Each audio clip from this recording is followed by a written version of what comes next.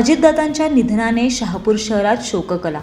राज्याचे उपमुख्यमंत्री अजितदादा पवार यांच्या आकस्मिक निधनाच्या दुःखद बातमीने संपूर्ण महाराष्ट्रात शोककला पसरली असून शहापूर शहरातील व्यापारी वर्गातून देखील शोकभावना व्यक्त करण्यात आली। या पार्श्वभूमीवर शहापूर शहरातील मुख्य बाजारपेठ पूर्णतः कडकडीत बंद ठेवण्यात आली आहे। सकाळपासूनच व्यापाऱ्यांनी आपापली दुकानं बंद ठेवत दिवंगत नेत्याप्रती शोकभावना व्यक्त केल्यामुळे नेहमी गजबजलेली शहापूरची बाजारपेठ आज मात्र ओस पडलेली दिसून आली। शहापूर शहराने कडकडीत बंद पाळून दिवंगत नेत्याला मानवंदना दिल्याचे चित्र सर्वत्र पाहायला मिळाले।